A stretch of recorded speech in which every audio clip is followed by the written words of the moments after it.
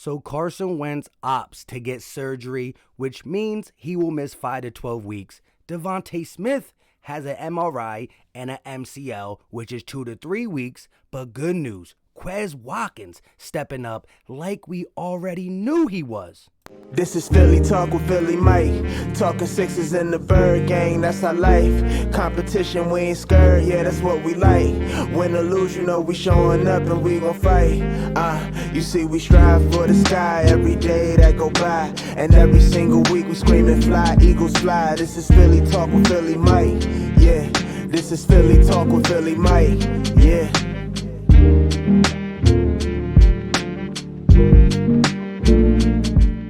What is going on, everybody? I go by Philly Mike, and you already know this is the Philly Talk Podcast. And if you are new to the channel, make sure you go ahead and hit that subscribe button. Don't forget to turn on post notification. Shout out to Notification Gang in the building. And be sure to hit that like button for your boy. It goes a long way. And we need all the good juju we can get. No more injuries.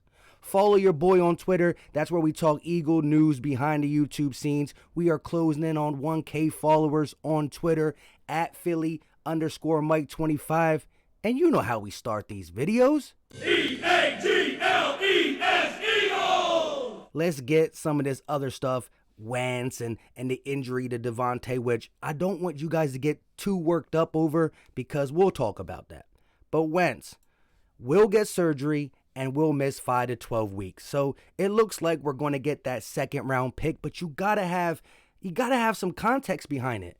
If Carson Wentz was on the roster now, it'd be injured, still paying him a lot. He'd probably go into next year taking some cap from us, because how could we move an injured quarterback who the last time we seen him play, he was the worst quarterback? So you're talking about having a guy on your roster who costs money, who doesn't want to be here, who's injured. We would be in a horrible situation. So a second round pick and a third round pick for a guy who can't stay healthy and was the worst quarterback in the NFL. No matter what we want to say, it was context and we didn't help him. It is what it is. Worst quarterback, injury prone, and we got a second and a third. What would we have got if he was on our roster injured right now? You probably couldn't even get a fourth or a fifth. You would be talking about possibly waiving this guy for nothing. It's crazy. I wish him the best, but he's not an Eagle, and I'm done talking about him. Now that I know we can't get the first round pick, I'm still cool with 2 second round picks and 2 first round picks to rebuild this Eagles team. So I'm done talking about Wentz. Let's talk about the first round pick. Update on Eagles first round pick Devonta Smith. He's expected to miss 2 to 3 weeks with a sprained MCL per sources. Smith underwent an MRI on Sunday that revealed the injury. And it's unfortunate because Jalen Hurts and Devonta Smith are starting to get that beautiful connection. You can tell that Devonta wants to be that number 1 wide receiver. Jalen Hurts is feeding him like a number 1. And it sucks that an MCL happened. I know there's been concerns of his weight being a little too fragile. You know, people talk about him getting hurt in the championship game, but at the end of the day, he hasn't missed a lot of time in college, and so I don't see it translating to the NFL. He is a little bit on the soft side. We know that when it comes to weight. I'm not saying he's soft, pause, but it is what it is. It's 2 to 3 weeks.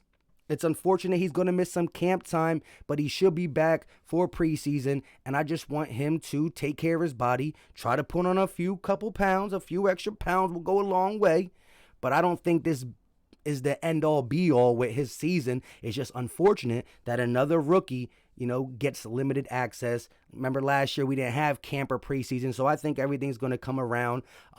Ryan Kerrigan also went into the medical tent or went into the NovaCare complex holding his hand, something with his hand. So hopefully he's okay. But we got to talk about somebody who stepped up.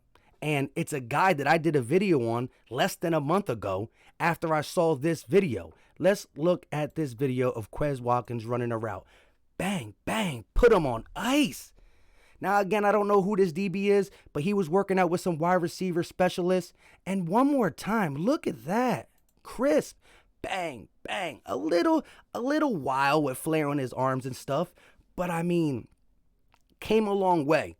And he's putting the foot in the ground, and he was going to work in this offseason. And so far we have, 5, 6, 7 days of camp. And the first couple days he couldn't get on the field due to an illness or whatever reasons why. But I said, watch out for Quez Watkins, and he is making a name. Devonta Smith can't practice, and he takes over. Yes, Jalen Reagor had a pretty good catch for a deep touchdown. I think someone said it was an 80-yard touchdown. Fulgham had some catches. Tyree Jackson, the 6'7" monster tight end, is having a pretty good, strong camp. Michael Walker is the guy that Dave Spadero's high on, but Quez Watkins, 2 back-to-back great days in camp, and these are the 2 days he really only had. So he hasn't had a bad game yet, and I love the energy. You saw him working in the offseason, and I knew it was going to translate. He beat Steven Nelson for a 40-yard touchdown, and Jalen Hurts dropped it in the breadbasket.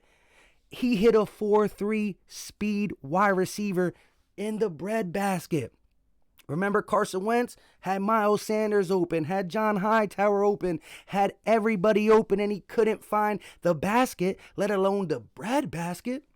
So I'm happy that Jalen Hurts is putting all these, he don't got no accuracy down. Again, last year it was designed for us to throw the ball down the field with guys who weren't proven. And let's get back to Quez Watkins for a little bit. 2 or 3 game sample size and Jalen Hurts starts. 2 or 3 game sample size and Jalen Hurts starts. I don't know. I didn't calculate nothing in the Packers game and nothing in the Washington game because, he came halfway in and left halfway out. But Quez Watkins had 7 receptions, 100 yards, a touchdown. I think he was throwing the ball 9 times. So that's the connection that Jalen Hurts and Quez Watkins built at the end of the season. 9 targets, 7 catches for 100 yards. You got to respect that. And then you go into the offseason and you put in this work. And now the number 1 wide receiver goes down 2 to 3 weeks. Don't be worried. And Quez steps up. I think Quez is not going to be a week 1 starter, but he's going to get some play. And when he raises eyebrow, 60-yard bomb to Quez, Nick Sirianni is going to be like, you know what? Hold up, wait a minute. We need to get this guy in the game more. And he might come into the slot. He might come in on 4 wide receiver sets. He might do this, that, and the third. And Quez Watkins, as a 6th-round draft pick, is going to put a stamp on this season. Maybe not right away, but he will put a stamp on this season. Just real quick for some more camp notes, the defensive ends, Derek Barnett, Brandon Graham, even Fletch, destroying. Is that our offensive line being a little suspect, or is that the defense domination that I think we're going to see in 2021?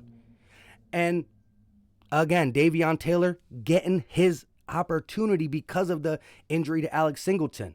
So the defense has been winning the majority of the days in camp. I guess Nick Sirianni again charts it all, but it's good to see. Second team, Zach McPherson gets his first interception of camp. Nick Mullins tried to go deep, a little underthrown. Zach McPherson gets his hands on the ball. So it's good to see that a corner is getting some good reps against the second team offense with the second team defense, and he's a guy who's a depth piece. We only need him if we do get an injury to Steven Nelson or Avonte Maddox, knock on wood. And if he could beat Avonte Maddox out, that's more power to him. But I just like the fact that we're seeing guys step up. Davion Taylor stepping up for Alex Singleton. Quez Watkins stepping up when receivers go down. And yes, Jalen Reagor did have some good catches, but the focus was Quez Watkins. And I'm telling you, if you paid attention, Jalen Reagor did get the majority of the targets at the end of the season when it was Jalen to Jalen. But I do think low-key, Quez and Jalen built a connection that is going to flourish as camp goes, as preseason goes. And he has that body type, 6 foot, 4.3 speed. He can go up and get it a little bit. He don't got the vertical that Jalen Reagor does, but I'm telling you right now, he can get it done. And before we end this video, let's look at the Giants. Joe Judge, he did some good things for the Giants in his first year, but look at this. So I guess the Giants' defensive unit didn't substitute right, and he made the whole defense and some of the coaching staff on the defense run a lap. He said, you boys got to run a lap. You got players, you got coaches running a lap. Coaches. I know they sitting there at the table like, this mother bleep, this mother bleep. Coaches and players. You mess up, you run. Now, on one hand, you could say that's tough love.